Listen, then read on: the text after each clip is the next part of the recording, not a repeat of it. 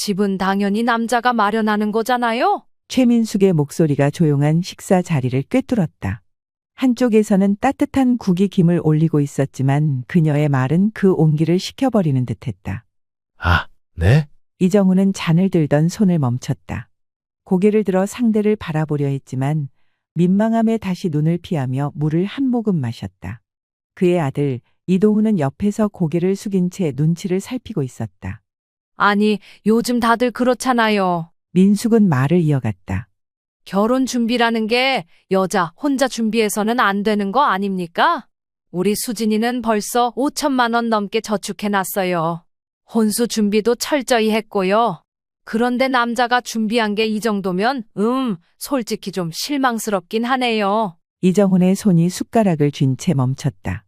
그의 얼굴에 어색한 미소가 떠올랐다. 저희 도훈이도 열심히 준비하고 있습니다.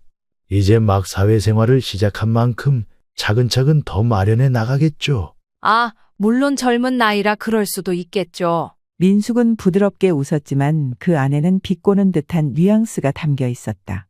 그런데 말이에요. 결혼 전에 어느 정도는 기본적으로 준비를 해놔야 우리 수진이가 고생하지 않을 거 아니겠어요? 아니면 집 문제는 사돈께서 조금 더 보태주시던가요? 갑작스럽게 자신에게 화살이 돌아온 이정우는 어색하게 웃으며 대꾸했다. 아, 저희도 할 수 있는 데까지는 지원하려고 합니다만. 그렇죠. 그게 사돈의 도리 아니겠어요? 민숙은 고개를 끄덕이며 말을 마무리했다. 하지만 그녀의 말에는 여전히 깔보는 듯한 태도가 느껴졌다. 한쪽에서 아들 도훈이 멋쩍게 웃으며 분위기를 풀어보려 했다. 장모님, 수진이랑 제가 잘 상의해서 해결할 테니 너무 신경 쓰지 않으셔도 돼요. 하지만 민숙은 말을 듣는 둥 마는 둥 테이블에 놓인 숟가락을 굴리며 대답했다. 예, 내가 아직 세상을 몰라서 그래. 결혼이라는 건 둘만의 일이 아니란다. 가족들 간의 일이기도 하고 책임을 나누는 자리인 거야. 정우는 애써 흘러가는 분위기를 붙잡으려는 듯 작은 목소리로 다시 사과했다. 제가 준비를 더 철저히 했어야 했나 봅니다. 죄송합니다. 아니에요, 사돈. 민숙은 고개를 가로저었다. 그런데 조금 더 노력해 주셨으면 좋겠다는 뜻이에요. 순간 이정훈의 얼굴에는 짧은 무언의 감정이 스쳐갔다. 하지만 그는 끝내 고개를 숙이며 작게 말했다. 네, 알겠습니다. 식사 자리가 잠시 적막해졌다. 어색한 침묵 속에서 들리는 건 숟가락이 그릇을 스치는 소리뿐이었다. 안녕하세요. 구름 같은 이야기입니다. 오늘은 상견례 자리에서 파혼을 결심해야 했던 한 부자의 이야기입니다. 여러분이라면 어떻게 하실 건가요? 오늘의 이야기를 듣고 여러분의 의견을 댓글로 남겨주세요. 구독과 좋아요는 더 좋은 이야기를 전해드리는데 큰 도움이 됩니다. 감사합니다. 그럼 오늘의 이야기를 시작하겠습니다. 식사가 조금씩 무르익어 갈 즈음 대화의 초점이 자연스레 결혼 준비로 옮겨졌다. 민숙은 테이블 한가운데 놓인 물병을 잡으며 은근한 미소를 띄었다. 그래도 우리 수진이가 워낙 깔끔하고 철저한 아이라 혼수 준비는 다 끝내놨어요. 사돈 쪽에서는 어떤 준비를 하고 계신지 궁금하네요. 이정우는 잠시 당황한 기색을 보였지만 이내 차분하게 대답했다. 저희도 도훈이를 위해 준비해 둔 돈이 조금 있습니다. 적지만 전세금에 보탬이 될 수 있을 겁니다. 전세라. 민숙은 의미심장한 표정을 지었다. 요즘 세상의 전세는 점점 없어지는 추세 아닌가요? 차라리 대출을 조금 더 받아서라도 집을 사는 게 낫지 않을까요? 아, 물론 그럴 수도 있죠. 이정우는 민숙의 눈치를 보며 웃음을 띄었다.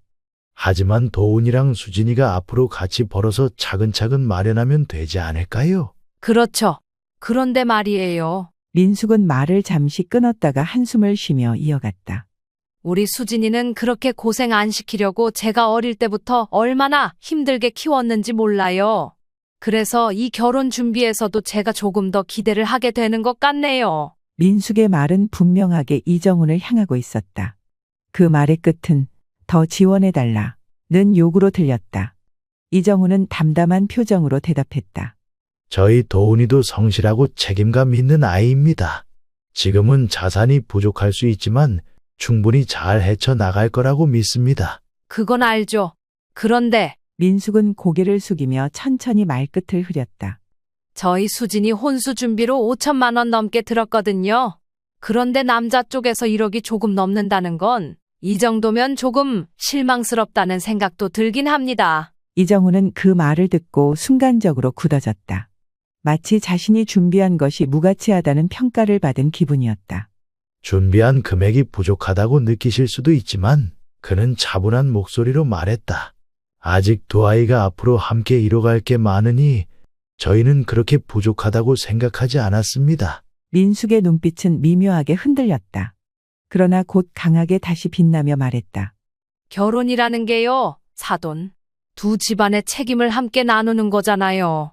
저희도 최선을 다하고 있으니 그쪽에서도 더 힘을 보태주셨으면 좋겠네요. 그 말은 분명히 이정훈의 자존심을 건드렸다.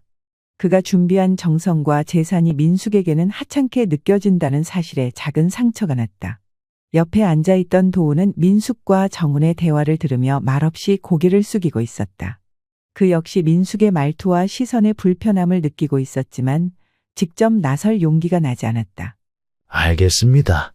저희도 다시 한번 고민해 보겠습니다. 이정훈은 애써 말을 맺었지만 그의 목소리는 힘이 빠져 있었다. 그러나 민숙의 작은 한마디가 결정타가 되었다. 아무리 그래도 집은 남자가 준비하는 게 예의 아닌가? 이걸 이렇게 대화로 나눌 정도가 아닌데 말이야. 그 순간 이정훈의 얼굴에는 억누르려 했던 감정이 드러났다. 하지만 그는 끝내 말없이 고개를 숙였다. 갈등은 그렇게 씨앗을 틔우기 시작했다. 불편한 시간이 지나고 대화는 다시금 결혼 준비와 관련된 구체적인 이야기로 흘러갔다. 민숙은 잔을 기울이며 의미심장한 눈빛으로 테이블 너머 정훈을 바라보았다. 그런데 말이에요. 민숙이 말을 꺼냈다. 저희 수진이가 이번 결혼 준비로 정말 신경을 많이 썼거든요. 혼수도 최고급으로 준비했고 예단도 미리 다 맞춰놨답니다. 이정훈은 그녀의 말을 잠자코 듣고 있었지만 그 뒤에 따라올 이야기가 이미 예상되는 듯했다. 저도 그런 부분에서 도훈이가 부족하지 않게 하려고 노력했습니다. 그는 조심스럽게 말을 덧붙였다.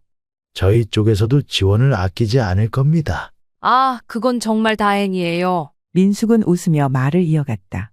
그런데 집 문제는 조금 더 구체적으로 생각해 보셔야 할 것 같아요. 요즘 같은 시대의 전세는 점점 줄고 있으니 조금 더 힘을 내셔서 매매 쪽으로 방향을 잡으시는 게 어떨까 싶어서요. 이정훈은 순간 말을 잇지 못하고 민숙을 바라보았다. 그녀의 말에는 단순한 제안이 아니라 무언의 압박이 담겨 있었다. 매매요. 정훈이 조심스럽게 되물었다. 네, 아무래도 우리 수진이가 결혼하고 나면 안정적인 환경에서 살 수 있어야 하지 않겠어요? 민숙은 은근히 웃으며 말했다.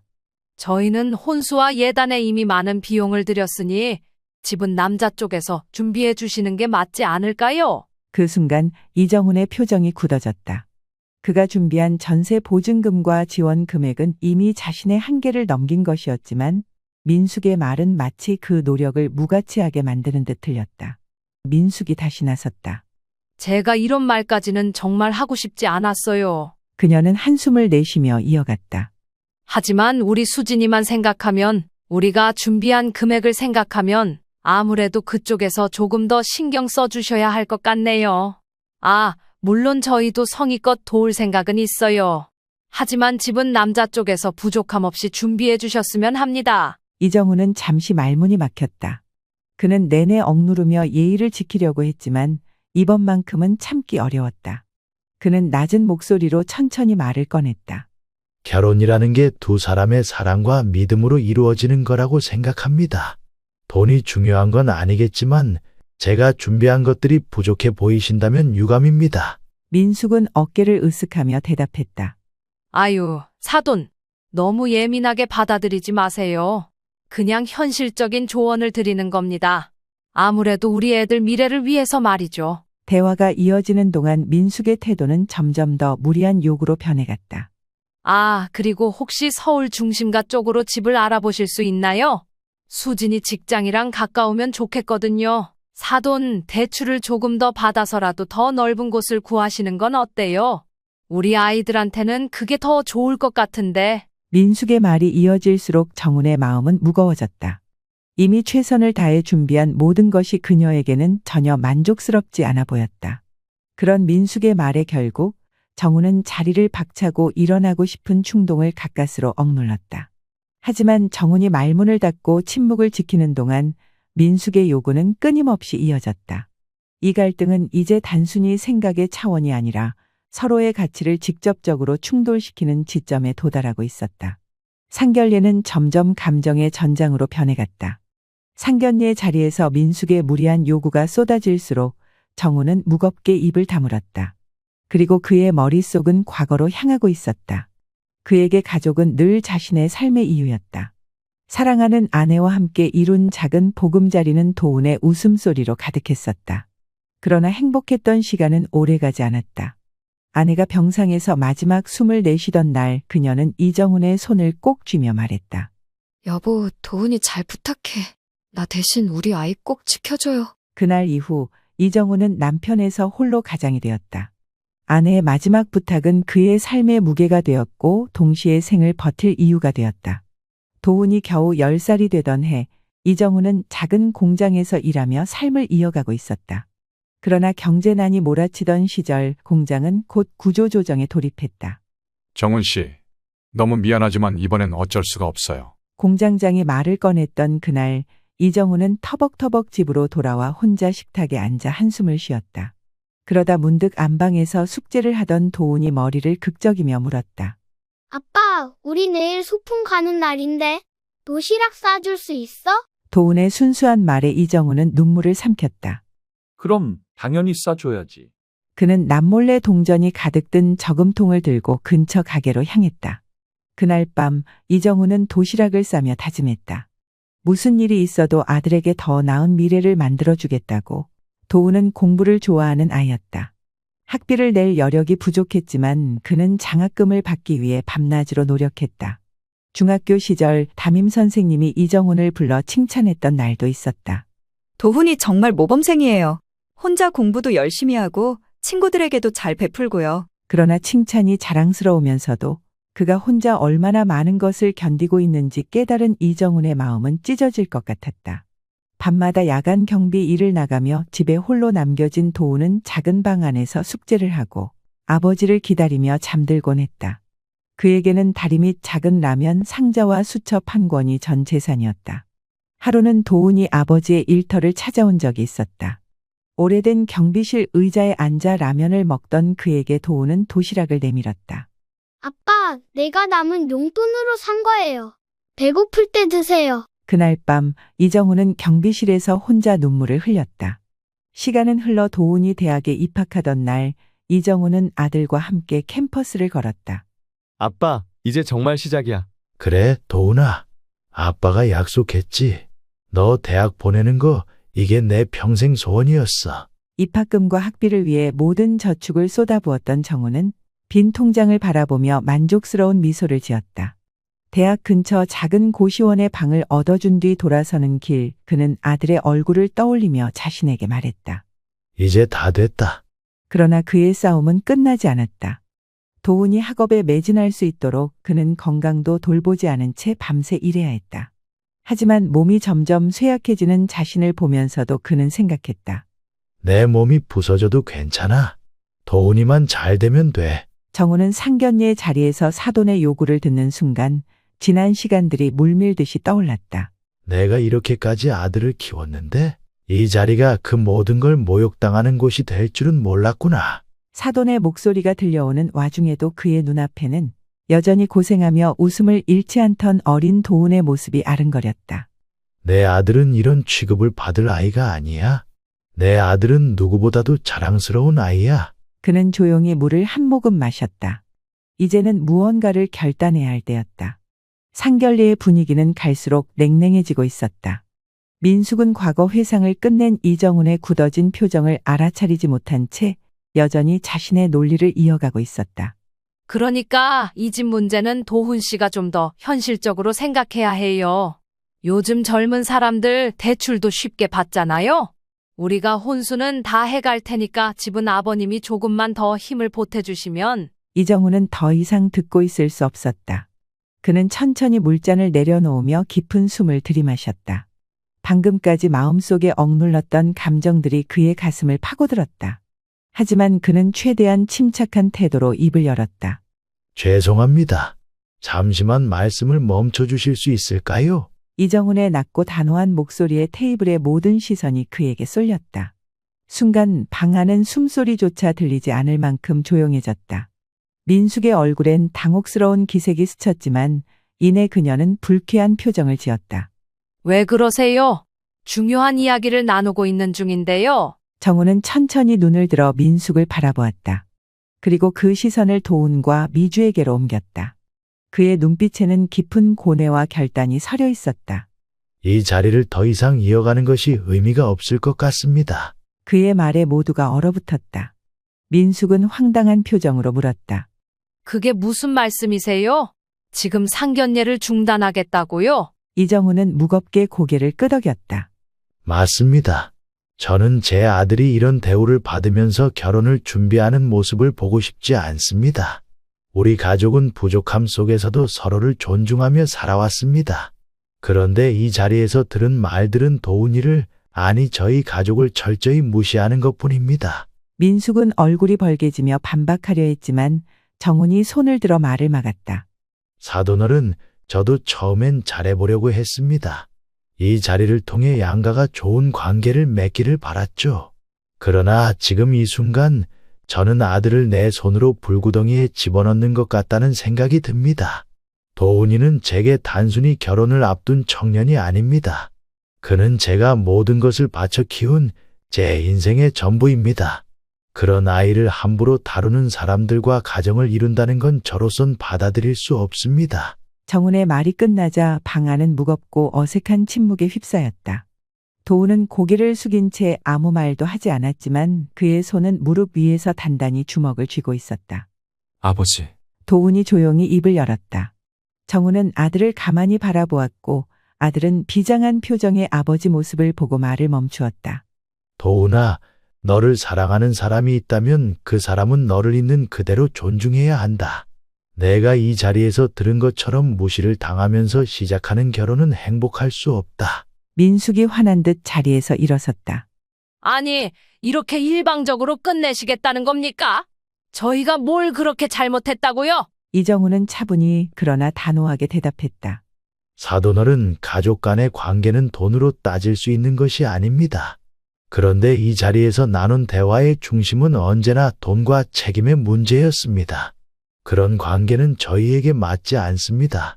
그리고 그는 조용히 자리에서 일어나 허리를 숙였다. 오늘은 여기까지로 하겠습니다. 미안합니다. 정우는 도훈에게 돌아섰다.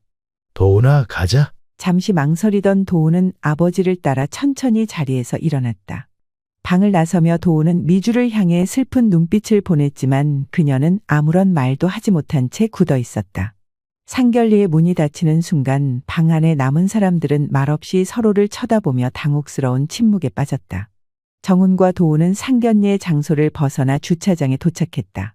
차 안에 들어가자마자 둘 사이엔 한동안 침묵이 흘렀다. 도훈은 핸들을 잡은 채 굳은 얼굴로 고개를 숙이고 있었다. 정훈은 아들의 손을 보며 한숨을 내쉬었다. 미안하다, 도훈아. 아들의 표정이 살짝 일그러졌다. 도훈은 조용히 고개를 들고 아버지를 바라보았다. 아버지, 제가 제대로 준비하지 못해서 이런 일을 만들었어요. 제가 죄송합니다. 이정훈은 고개를 저으며 단호히 말했다. 그런 소리 하지 마라. 도훈아, 내가 부족한 게 아니라 그들이 우리를 몰랐던 거야. 내가 자리에 남아 있었더라면 더 큰 상처만 받았을 거다. 너를 위해서라도 그만두는 게 맞았다. 도훈은 깊은 숨을 내쉬며 말했다. 아버지, 사실 저도 오늘 많은 생각을 했습니다. 미주가 나쁘다거나 잘못했다고 말할 순 없지만 그녀도 부모님의 태도를 반박하지 않았어요. 제가 그 집안에서 진정한 가족으로 받아들여질 수 있을지 의문이 들었어요. 정훈은 아들의 말을 묵묵히 들었다. 그러다 조용히 물었다. 이제 어떻게 할 생각이니? 도훈은 잠시 생각에 잠기더니 단호한 목소리로 말했다. 결혼은 제 선택이고 그만큼 책임도 져야 한다고 생각했어요. 하지만 아버지 말씀처럼 존중받지 못한 결혼은 행복할 수 없다는 걸 오늘 깨달았습니다. 저도 이번 일을 통해 결혼이라는 게 단순히 두 사람의 일이 아니라는 걸 알게 됐어요. 아버지, 이번엔 제가 틀렸습니다. 미주와의 관계는 여기서 끝내겠습니다. 이정훈은 그런 아들을 한동안 바라보다가 고개를 끄덕였다. 그래, 내가 그렇게 결정했다면 난 너를 믿는다. 그리고 내가 다시 시작하더라도 난 항상 내 옆에서 도울 준비가 되어 있다. 두 사람은 한참을 서로를 바라보다 작게 웃고 말았다. 정우는 차창 밖을 바라보며 중얼거렸다. 도훈아, 내 어머니도 오늘 있었던 일을 봤다면 나랑 똑같이 말했을 거다. 너를 향한 우리 가족의 사랑은 돈으로 따질 수 없는 거야. 그걸 내가 꼭 기억했으면 좋겠다. 도우는 차창 밖으로 저물어가는 저녁 하늘을 바라보며 고개를 끄덕였다. 네, 아버지. 이번 일을 계기로 제가 더 많이 배우고 성장할 수 있을 것 같아요. 저도 아버지처럼 가족을 최우선으로 생각하며 살겠습니다. 정우는 조용히 미소를 지으며 아들의 어깨를 가볍게 두드렸다. 그래, 도훈아. 지금은 아프겠지만 언젠가 내가 정말 행복할 수 있는 사람을 만날 거다. 그때는 너를 존중해주는 상대와 더 좋은 관계를 맺을 수 있을 거야. 차 안은 어느새 따뜻한 온기로 가득 찼다. 아버지와 아들은 그날의 상처를 뒤로하고 새로운 다짐과 희망을 품은 채 집으로 향했다. 오늘의 이야기를 듣고 여러분의 의견을 댓글로 남겨주세요. 구독과 좋아요는 더 좋은 이야기를 전해드리는데 큰 도움이 됩니다. 감사합니다.